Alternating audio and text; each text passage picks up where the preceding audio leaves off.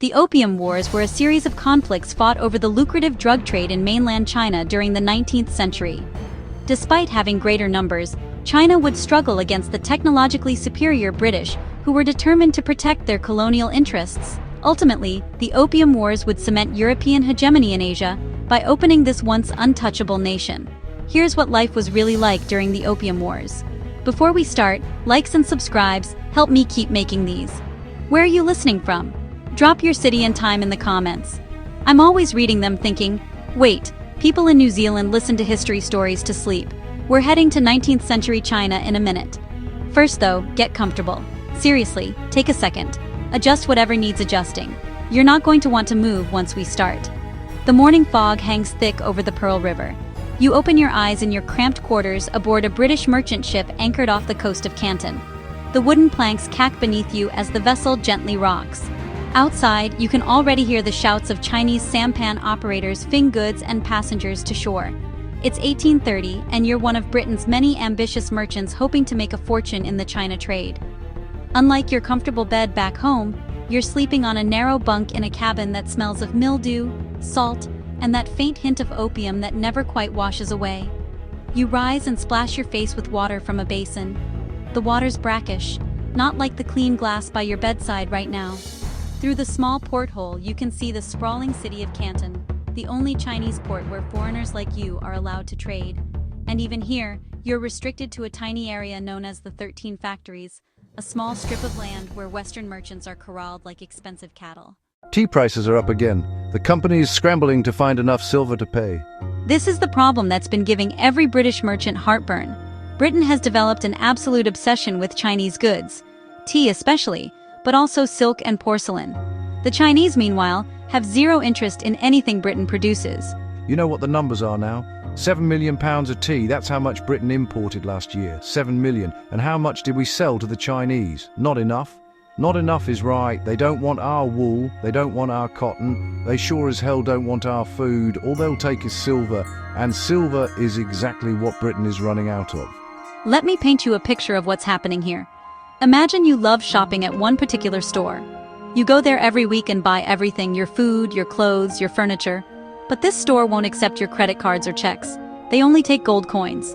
So week after week, you empty your safe, handing over more gold coins.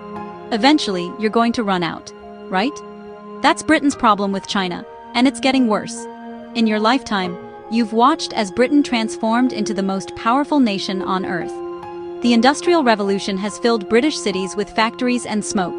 The middle class is growing and they all want the same thing, tea. The British East India Company has held a monopoly on this trade for years, but even they can't solve the basic math problem.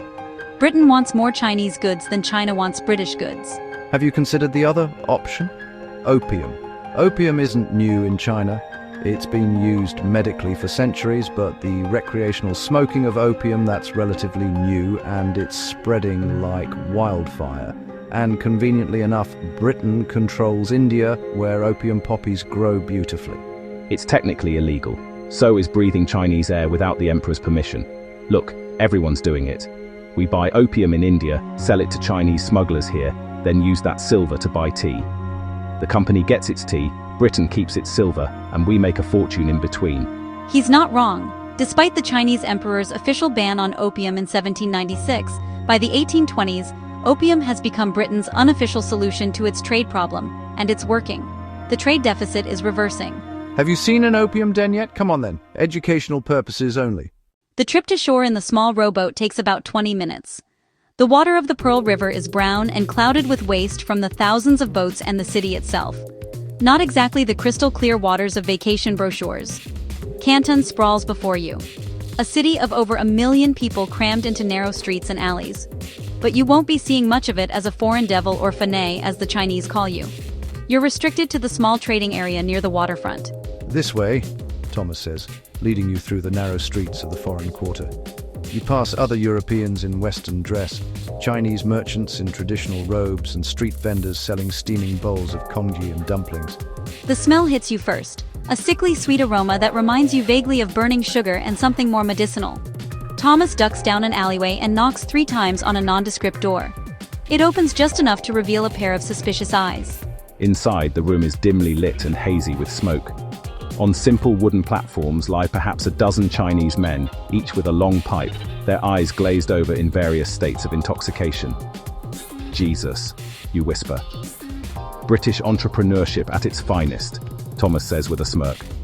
From India to China to Britain's teacups, the perfect triangle. You're watching the destruction of lives in real time.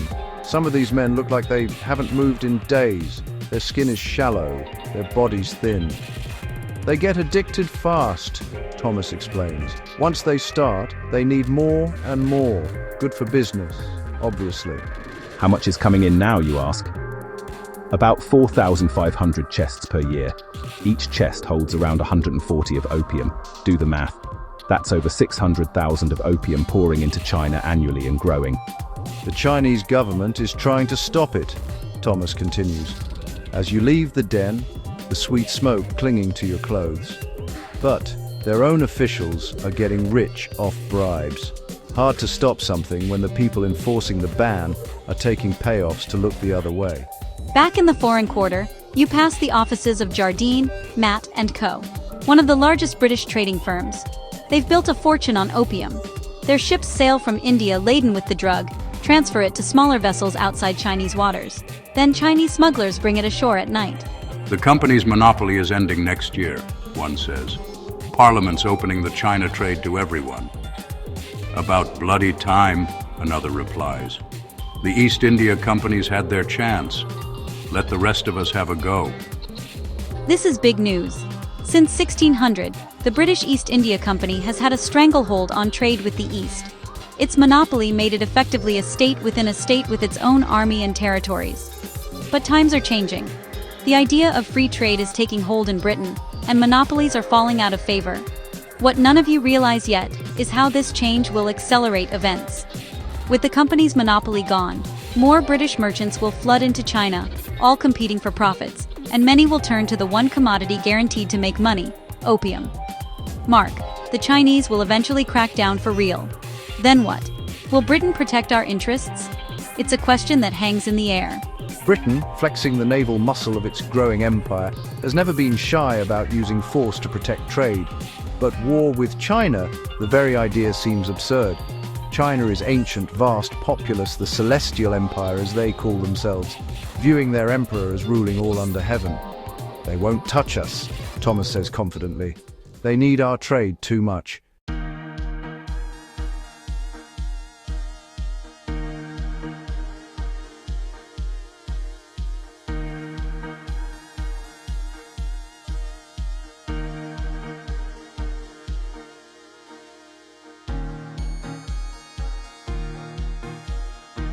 What you're witnessing, though you don't fully realize it yet, is the collision of two worlds.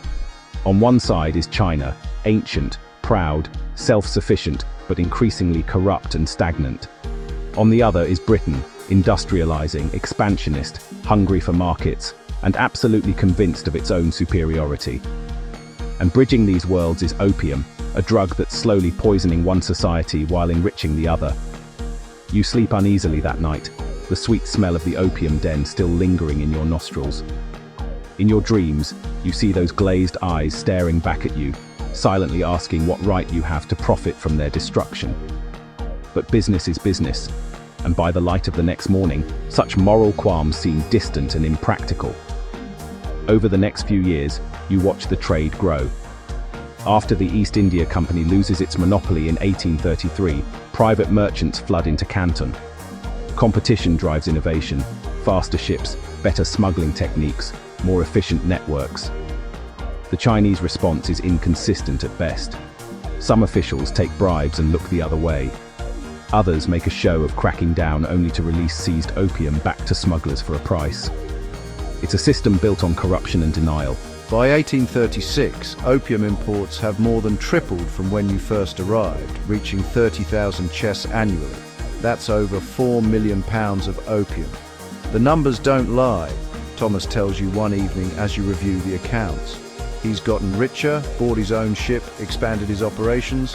20 years ago, China had a massive trade surplus with Britain. Now we've reversed it. They're hemorrhaging silver. You can see it in the exchange rates. The Chinese unit of silver, the tael, has become more valuable as silver grows scarcer in China. Basic economics. They can't ignore it forever, you say? Thomas shrugs. Maybe not. But what can they do? Ban it harder. The answer comes in 1839, and it's not what any of you expected. The Emperor, Dao Guang, increasingly alarmed by the spread of opium addiction and the drain of silver from his country, decides enough is enough. He appoints a special commissioner named Lin Zexu with a single mission: end the opium trade once and for all. Commissioner Lin arrives in Canton in March 1839, and he's not playing around.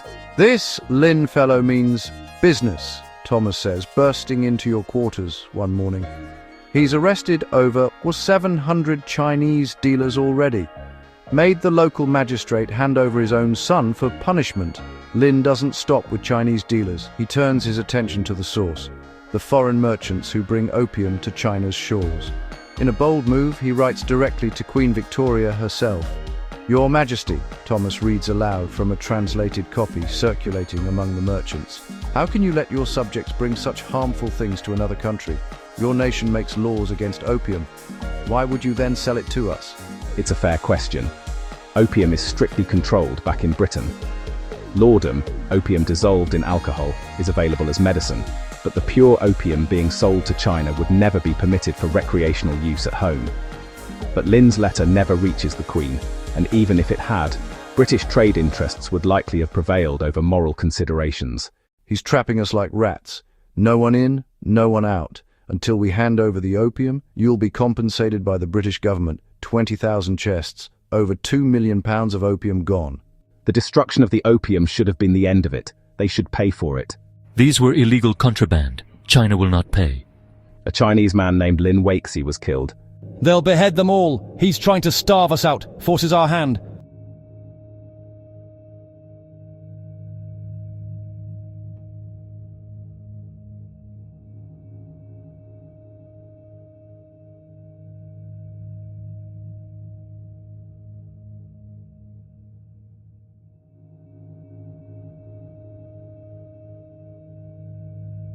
War over opium. 23 more cases yesterday. 3 dead from overdose. 1 family sold their ancestral home for opium money. Any more seizures? Of course they are.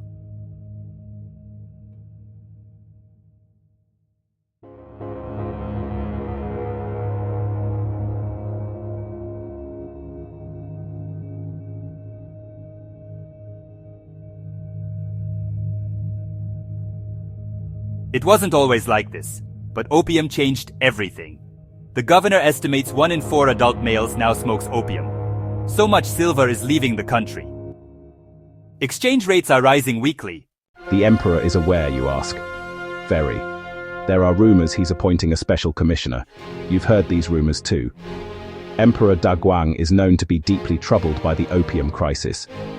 Unlike some of his predecessors who lived in blissful isolation in the Forbidden City, Dao Guang seems to understand the existential threat opium poses. My Coast Guard seized 3 small boats last week. Over 200 of opium bound for inland distribution. That's nothing. For every boat you catch, 20 slip through. In my 50 years of service, I've never seen a threat like this. The barbarians are waging war on us without firing a shot.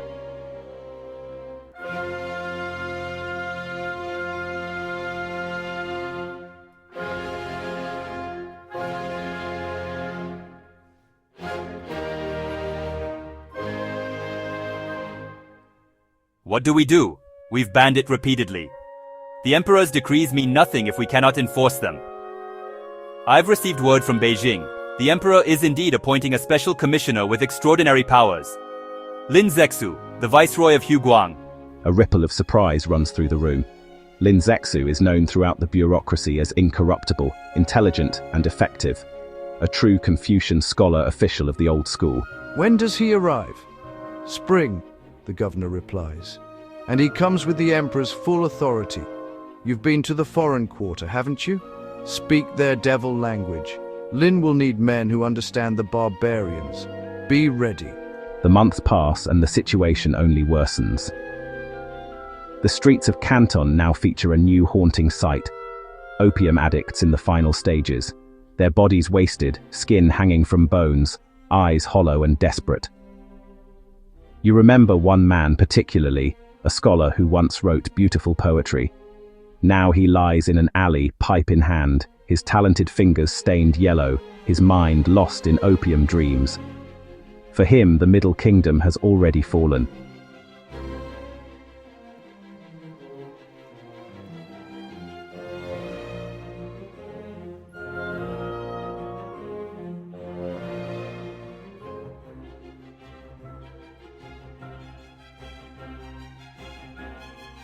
You speak the barbarian tongue? Some excellency enough to communicate. Tell me what you've observed. The Emperor has given me a clear mandate. End the opium trade by any means necessary. I will need men I can trust. Men who cannot be bought. Will you serve directly under me? It's a dangerous assignment. You'll make powerful enemies among corrupt officials and opium merchants. What follows is a whirlwind of activity. Within days, he's arrested prominent Chinese opium dealers. Some are executed publicly as a warning. Others are sent to exile in the harsh western frontier. You will deliver this command to every foreign factory. Surrender all opium in their possession within 3 days. Further, you must sign bonds promising never to bring opium to China again on penalty of death. You've been assigned as his liaison to the foreign community, translating his proclamations and reporting their responses. The British Superintendent Elliot has arrived from Macau to deal with the crisis personally. It's a letter to the Queen of England. Victoria, you can't hide your surprise. Directly to their ruler. Ruler to ruler. I explain the harm opium does to our people. I appeal to her moral sense. The logic is impeccable, but you've studied the British enough to know the letter will never reach Victoria. And even if it did, commercial interests would prevail over moral arguments. But Lin's sincerity moves you. No Chinese shall serve the foreign factories. No food shall be sold to them. No one shall enter or leave the foreign quarter until they comply. After 6 weeks of confinement, the British Superintendent Elliot capitulates. He orders British merchants to surrender their opium, promising them compensation from the British government. Over the next few days, more than 20,000 chests of opium, roughly £2.6 million, are handed over to Chinese authorities. This is theft. Your government will pay for this. This isn't about opium, it's about trade, free trade. A concept your backward empire can't grasp. The exchange haunts you later. At Human, just outside Canton, he oversees the destruction of the seized opium in specially dug trenches. Workers mix the opium with salt, lime and water, then flush the mixture into the sea. The smell is overwhelming. A sickly sweet odor that clings to your clothes and hair. A necessary evil. We must cleanse our nation of this poison. But even in this moment of victory, you sense trouble ahead. The British merchants have retreated to Macau, then to ships anchored off the coast. Rumors swirl that Jardine has returned to London to lobby for military intervention. Commissioner Lin, however, believes the matter settled. In the following weeks, Lin continues his campaign. He establishes a naval blockade to search incoming ships. He rewards informants who report smuggling. He punishes corrupt officials who facilitated the trade. The Emperor is pleased. He has awarded me the title of Grand Secretary. A well-deserved honor, Excellency. But right is on our side. The moral law of heaven supports our cause. The British have cannons, Excellency, and steamships. You admire their technology. I fear it. You wish you shared his confidence, but you've studied British military campaigns in India, Burma, and elsewhere. They may be few, but their technological advantage is overwhelming. Later that week, news arrives of an incident that will change everything. Some drunken British and American sailors have killed a Chinese villager during a brawl. Commissioner Lin demands the foreigners be handed over for trial under Chinese law. The British refuse. He orders all Chinese servants to leave the foreign quarter and forbids the sale of food to the British. The British ships now anchored at Hong Kong respond by attacking Chinese junks in what becomes known as the Battle of Kowloon. The first shots of the Opium War have been fired.